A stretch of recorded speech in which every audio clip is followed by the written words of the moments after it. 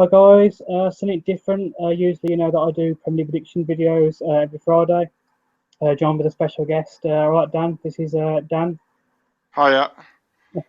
and he's going to give us some views of where he thinks teams will finish and how the game's changed, and we'll take it from there.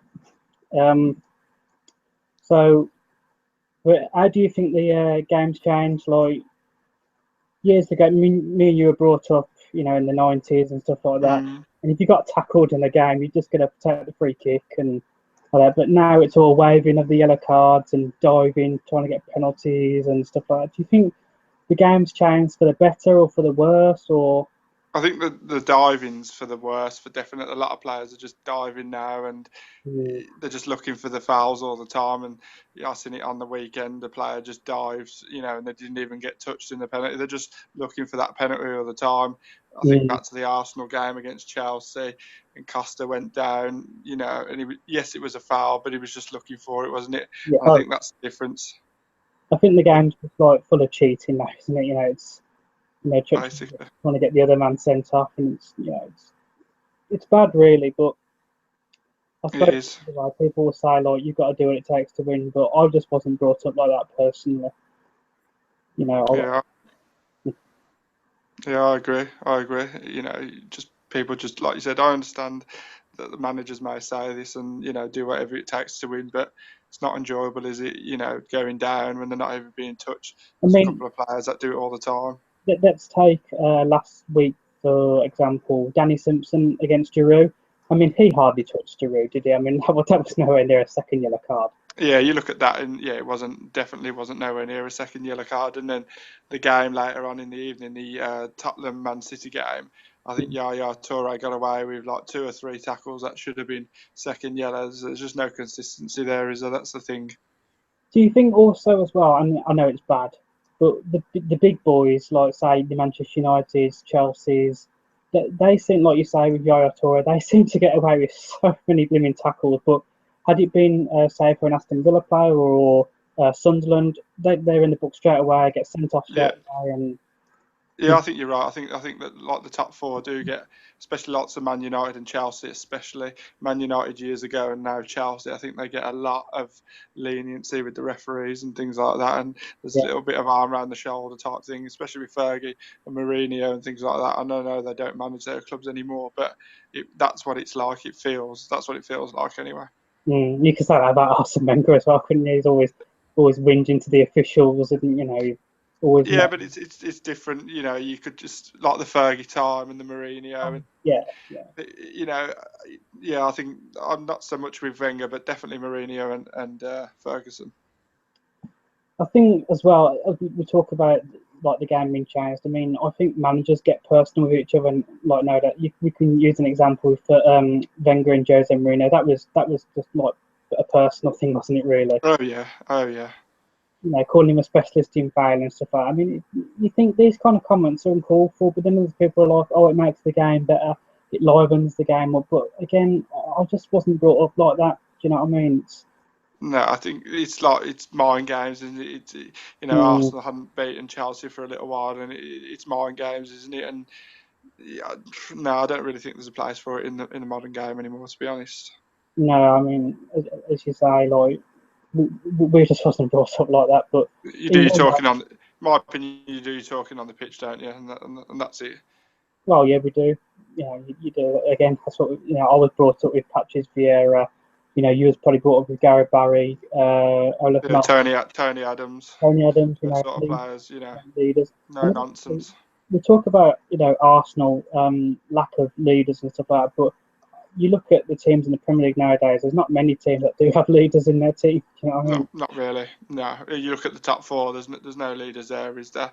Like you said, you had your Tony Adams before. I mean, you look at your John Terrys and your Frank Lampards. These are all outgoing players now. There's nobody there now, in my opinion. No, Especially like top four. There's no real leaders. Grab the game by the scruff of the neck. As I say, John Terry is that type of player, but he'll be on his way at the end of the season, won't he? By the looks of things. yeah. But let's take Liverpool for example. Like last week, drawing 2-2 to Sunderland. I mean, the way Mingele, set up his wall. I mean, Stephen Gerrard wouldn't have stood for that. He would have been screaming at him. He would have been like saying, "What the hell? What the hell are you doing to this wall and doing to this fucking football club?" Yeah. I personally don't want to knock Liverpool whatsoever, but that's why we're having this discussion. I don't think that Jordan Henderson was a perfect replacement for Stephen Gerrard, to tell you the truth. No way. No. Nobody can replace him in reality. But you're right. Yeah, he's nowhere near as in the same league as he is Gerrard, in my opinion. I But think if Liverpool were going to give the captaincy, they should have given it to maybe Skirtle. yeah, possibly. Yeah, he'd have been a good shout. Yeah, definitely. And the captaincy at Arsenal is an absolute joke. I mean, Mikel Arteta, our actual captain, can't even get into the bloody side. Yeah, that's a joke. They need to sort of get that nailed. Really, they need a captain that's there playing every week and can bark the orders from the pitch. You can't bark it from substitutes bank and that, can you really? So definitely needs to get that sorted. I mean, what's your take on goalkeepers being captain? Because a lot of people say, oh, how can he get his views across and this, that, the other by stuck in between the sticks? It is difficult, yeah. My personal opinion for that would be a defender for me is the sort of man that you want as your sort of as your captain or your sort of defensive midfielder. Those are the sort of players I'd expect. But again, Schmeichel was captain of Man United, I believe, years ago, and Cech is a very experienced player. If you was to give him the captaincy, I'd say he'd run with it and probably do a good job. But my personal opinion, it would be a defender or a defensive I would midfielder. say, obviously, it's too early for him at the moment, but I would say that Coquelin's definitely got the making of being a captain in the future. Yeah, definitely. He's a good player. He's a really, really good player. Quality player. But again, you're asking someone to step up who's like 24 years of age. I mean, no one's going to take any fucking shit from him. Do you know what I mean? Yeah, Like, it's a big ask, isn't it? In Arsenal, a big club, to step up and be given the armband. It's a big responsibility, and some players can't cope with that added responsibility, can they? Some can, some can't. And that's what makes the leaders there, doesn't it? I mean, some people are saying, like, obviously, you're never going to get a full season out of Jack Wilshere anyway, but people are saying that Jack Wilshere would be the perfect. I don't think Jack Wilshere would be a good captain because his attitude's wrong. I mean, don't get me wrong, his passion's there for Arsenal, but you just look at the examples he set, like the Manchester United game, getting in Fellaini's face, and some of the tackles he goes flying in. I mean, I was surprised that Wayne Rooney's actually the captain for Man U because he is no leader in my opinion. Yeah, I agree. Same with Wilshere. You don't want people flying, and you need a captain just to come and diffuse the situation, calm things down. Last thing you want is getting somebody sent off. You know what I mean? Especially if it's your captain, things like that. So yeah, I'd agree 100% with that. That's why I say, like, the game's changed. I mean, it's hard to see where you can get the captains nowadays. Who is the best fit for a captain? I mean, to replace that invincible side is quite hard, to be honest. But massively. Massively so. And obviously, you're a Villa fan. I wanted to get your thoughts on Jamie Carragher's comments. Obviously, now we all hate Jamie Carragher as a prick, but he, well, I think he's a prick anyway, but he turned around and said last week when you lost 6-0 to Liverpool, let's get it right, that was a disgusting display for your fans. Oh, yeah. I really do feel sorry for them. People who put in hard graft every week, to buy a season ticket to watch your team play like that is, disgraceful. And we've been in that position as well, like with Arsenal losing 6-0 to Chelsea and stuff like that. But Jamie Carragher turned around and he went, with things that are going with Randy Lerner at the moment, and if they're not preparing to spend any money, and if you keep them players at the club, he said that Aston Villa's probably going to be in a relegation battle next year rather than a promotion push. What would you say to that? I think, I agree that they are going to go down, and those players are going to struggle in the Championship. It's a hard league. I think people forget what a hard league it is, and it's a tough league really. And players are hard hitting and stuff like that. Yeah. I mean, I don't think they'll go down from the Championship, but I don't think they'll be a promotion contenders for certainly not maybe playoffs. But other than that, it could be like a mid-table / a playoff push if okay. Many teams have gone down and struggled to come back up. I think Borough, they haven't come back up. That's right, yeah. I mean, you look at Leeds, you look at Wolves, Blues, Bolton. There's loads of teams down there that just struggle. I don't think we'll come straight back up. I think if we go down with that mentality that we're just going to come straight back up, we'll get whippings off some of these teams down there because there's some quality sides down there. It's funny you should mention the Blues because obviously we have to be professional. I mean, I know you're a bit of a fan, so you're probably thinking Yeah, I'm talking about the Blues, but that's you know, they're in like the same kind of position. I mean, yeah, okay, I think they're about 7th or 8th in the table at the moment, but they shouldn't be coming up to the Premier League really because Carson Young isn't. They ain't got a penny to spend, have they really? no. And they probably just end up having a season like you've had this season, probably getting at best 16, maybe 20 points. Yeah, And possibly. But as I say, Gary Rowett's done a really, really good job. You know, yes, I am a Villa fan and things like that, but you can't take that away from sort of Gary Rowett. He's done a cracking job. He hasn't had any money to spend whatsoever, and he's been wheeling and dealing, and he's got a really, really good side down there. And I'll tell you what, if they do get in the playoffs, that's a massive, massive achievement. And I think he will go on to a bigger club later on in his career because he's done really, really well. I'm surprised nobody's coming for him as of yet, really, because he's a cracking manager for what I can see. And he seems committed at the club as well. Do you know what I mean? Like He does, yeah. He seems happy there, doesn't he? He seems happy at the moment. It looks like he wants to try and build something and take it somewhere. So fair play to him. Where do you see Man U's situation with Louis van Gaal? And you know, because let's be honest, mate, it's no joke. They're a joke. Man Oh U. yeah, they're struggling big time, aren't they? I think, well, from what reports are saying today, if they lose today, he's out of a job, and I don't think whatever happens to that, I think he'll be out of a job by the end of the season anyway. You know, to spend 250, 260 million and to be in the position that they're in is just no joke, is it really? I think they've struggled. The football's been awful. They've been awful at home. The football's been poor. I think it's time for him to go and they'll get a change, probably Mourinho by the looks of things. With Man City changing the manager, I think they need a big name in it as well. So most likely they'll change the manager at the end of the season, or if not before. No, not before Max. I'm hearing that he might, Jose Mourinho might be in charge just before Man U take Arsenal on Sunday. So I really hope that's not true. I don't think it'll be that quick, but you never know. You never know. No, God, that would just be Arsenal's luck, wouldn't it? It would, yeah. You know, speaking of like Man U, because we all know they're going to race their game on bloody Sunday, don't we? They always do against Arsenal. And, you know, teams seem to be having the game of their bloody lives against Arsenal at the moment, especially goalkeepers. Now, if Arsenal are serious about trophies, I've touched upon this in my predictions videos before. If we're serious about trophies, I mean, I've asked this question before, but why didn't he spend in January or in the summer?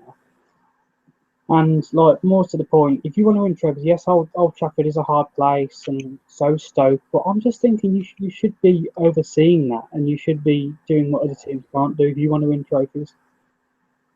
Yeah, I think you're right. He should have definitely brought somebody in January. A striker would have been somebody he was looking at bringing in. But saying that, obviously he's got Welbeck back to a bit of fitness now. He's scoring a couple of goals, doesn't he? But I agree, you know, he should have signed somebody. But let's hope he proves us all wrong. You win the title at the end of the season, and he proves everybody wrong then, doesn't he? But as I say, in my opinion, he should have bought somebody. But at the end of the day, you're second in the league. You got Barcelona in the Champions League tomorrow. You know, still doing all right, aren't you? So strong at the moment. Well, we talk about Barcelona. You say Barcelona tomorrow. I mean, people are thinking. Well, teams always think, "Oh, Barcelona, oh shit." Do you know what I mean? We're just gonna get raped. But if you look at Barcelona, the teams that they usually lose to is the small teams that will, you know, get in their faces, nip round their ankle. Yeah. Barcelona do not like it. Yeah, I agree. To be honest, I think Arsenal will win tomorrow. My heart really wants them to win 3-1, but my head thinks they'll win 2-1 tomorrow. But I think they'll beat them. They are beatable. You get in the phases a bit, have a go at this Neymar, Suarez, get in the phases a little bit, and I think you'll do it. You got some of the players, Ozil's quality. You got Sanchez coming back. You got Welbeck. You got Giroud scoring like goals left, right, and centre. I think you've got a cracking chance, and I honestly think you will win, whether it be 2-1 or 3-1. Statistics show, by the way, I'm just about to say it now, by the way, but statistics show that Luis Suarez has never actually scored past Arsenal. Very good. Let's hope that continues tomorrow then. I think there's another statistic, I couldn't tell you this one at the top of my head, but I don't think Lionel Messi's ever scored past Pep Checo either. Brilliant. Let's hope that continues tomorrow then. Well, over the next 2 legs, to be fair. Right, over the 2 legs, yeah. If we're being realistic, though, we probably more or less think that Arsenal's got to sacrifice something this year, haven't they? They want to win the title because we just haven't got the squad, have we? It's going to be difficult to win, obviously, everything, but in these type of games, you just never know, do you? Arsenal could just be on top form. Barcelona could have a little bit of an off day at the Nou Camp. You just never know. I honestly think they'll win tomorrow, and then you never know at the Nou Camp. You never know what can happen. Arsenal have done it before, haven't they? They've been there before, and they've won before, so it can happen again. English clubs have won. I remember Liverpool winning there a few years ago. It can be done. It's not impossible, is it? The same with Chelsea. I think they went there. I think Fernando Torres scored in like the 89th minute, something like that. Yeah, I think you're right. Yeah. I think so. So it's, we'll move away from Arsenal because it's not another good team. But we've spoke that if he wins the Barclays Premier this year, he should turn around and say, right, I've took this club as far as I can take it. I've won the Barclays Premier League. Sadly, I didn't win the Champions League in the 20 years that I've been here, but I'm going to step aside now and give it to somebody else. Yeah, I think you're right. He should go upstairs, become director of football or something, because obviously he's not going to want to step away from the club completely. But I think it would be time for him to go upstairs. I think, in my opinion, he wants to win that Champions League. Though I think if he was to win the Champions League, that maybe then he might say, "I've won everything that I possibly can at Arsenal. Now's time." But we'll see. But I think it is time for a change for him, just to sort of step aside and go upstairs and let somebody else sort of take over, really. But I mean, it fears me, to be honest, but I think that in maybe the next 5 years, providing that Wenger's still there and he's still being the stubborn way of not spending, I think Spurs are going to overtake us, Well, you could be right. Yeah, you could be right. You could end up falling behind, especially if he doesn't want to spend the money. It's not like it's coming out of his own pocket. The club are prepared to put money in to get these players. You've seen that with Sanchez. You've seen that with Ozil. You've seen that with Cech. The club are prepared to spend the money. The club have got the money.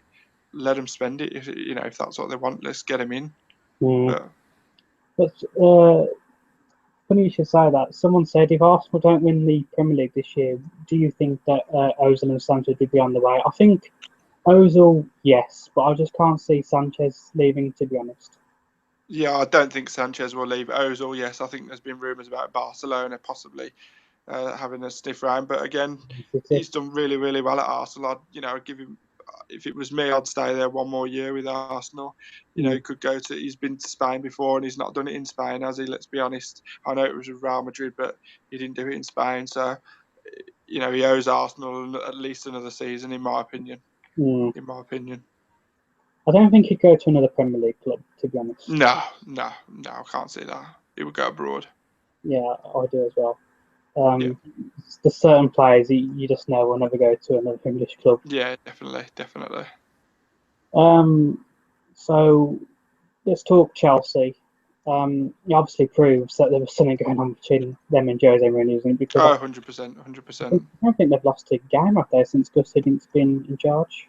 No, I can't. I don't think they have. Maybe they've drew a couple, definitely, but he's done a good job there. He's done a really, really good job.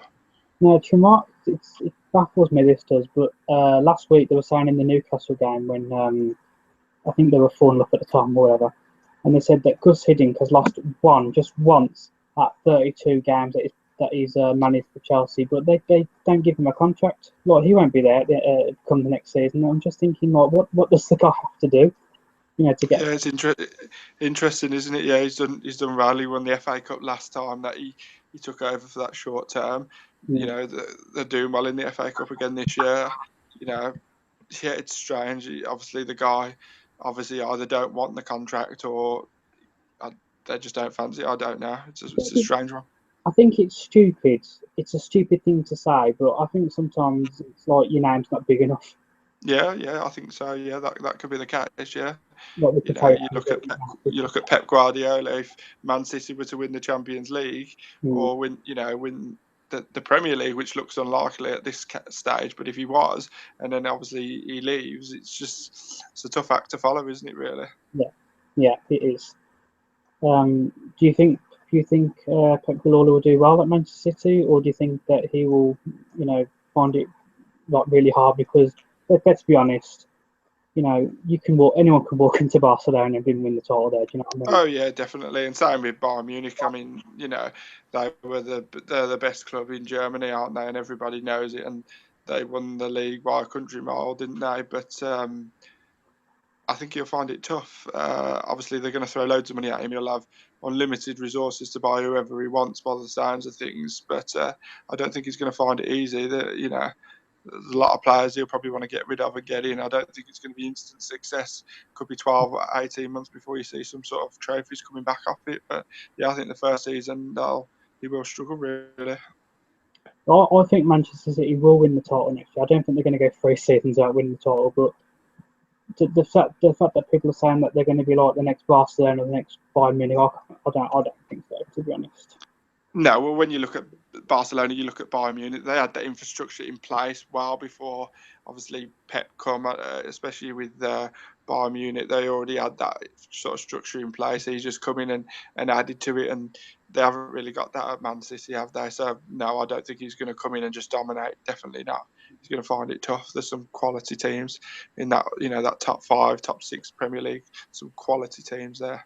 So I think he will find it tough. And I think I touched upon it with somebody else the other day. I think that Liverpool are going to be a title contender next year with Klopp. I really do. I think once he gets his players in, the ones that he wants, because let's get it right. I mean, I know they've still looked, poor in parts, but they've definitely improved since Brendan Rodgers left and Klopp's come in. They definitely bought anybody in really, has he? So once he gets his own stamp on the team in the summer, he has a full summer. I think there will be a force again. Yeah, I think you're right. There could easily be title contenders next year. I mean, obviously he killed you last week, but I don't think that Liverpool would have won 6-0 with Brendan Rodgers there, to be honest. No. And again, yes, they were playing Villa. Villa are a poor side, and 3-0 down. I think that they'd given up really, hadn't they? I think anybody could have come there on that day and beat the Villa 6-0 really, just because it was Liverpool. It was nothing that Liverpool did. I think it was more Villa's downfall and just Villa's desire not to, they didn't really care, did they? So I think it was down to that more than Liverpool's brilliance, if you're being honest. This might actually, I don't know if you know this, but apparently Villa's first team today lost 3-0 to Villa's under-21s. Oh, right. No, I didn't know that. That's a bit embarrassing again, isn't it? It just shows you he's lost the dressing room. There's no desire from the players. Everybody knows that they're down in the club, and you got board members walking out, you got staff walking out left, right and centre. They know they're down, and it's just a matter of time, isn't it? Just getting it confirmed, really. Who do you think realistically at Aston Villa will walk and say, I'm not going down to the Championship, I'll sniff to any Premiership team that comes looking for me? Who do you see doing that at Aston Villa? To be honest, there aren't many good players there. I think Ayew will probably go. He's about a bright spark. Maybe just possibly. I don't think he'll maybe get steady, but again, he hasn't really done much in the Premier League. No. Only see 3 players going. They will probably stay because I think I might have lost him. You still there? They're just rubbish. Hello? Hello? Yeah. Can you still hear me, mate? Yeah, I'm still here. Yeah. We'll wrap this up in a minute because I think we've probably been going on for about half an hour, to be honest. That's okay. So, your bottom 3 and your top 4. Bottom 3 is going to be Villa 20th. Then I'm going to go Sunderland, and then I'm going to go, I don't know, Norwich. Yeah, I think Newcastle will get out of it. Yeah, I think Newcastle will get out. They've bought some good players in the transfer window. I think they'll get out of it. Norwich is struggling. And then Premier League, I think Arsenal will win the league. Leicester will come in second, with Spurs possibly third, or Leicester third. I don't know. Leicester or Spurs third. Man City fourth. I presume you probably say Manchester United 5th. Yeah, Manchester United 5th. Yeah. But Arsenal to win the league, and then Spurs or Leicester to come second or third. I'm not quite sure if they will come second or third. But Arsenal to win the league. I'm enjoying that. I thought you would. Let's hope. Let's hope. Aye. So yeah, that has been this video, guys. We talked about how the game's changed, and for the better or for the worse. We talked about where teams will finish, and where teams have gone wrong, and with leaders and stuff like that. So I hope you enjoyed this video, guys, and we'll probably see you in a couple of weeks to film another one. So thank you for watching. Thank you to Dan. Yeah, thanks for having me. Anytime, I'll come again and do another video in the future. I enjoyed it. Yeah, so thanks to Dan, and thanks for watching, and until then, See ya. Bye.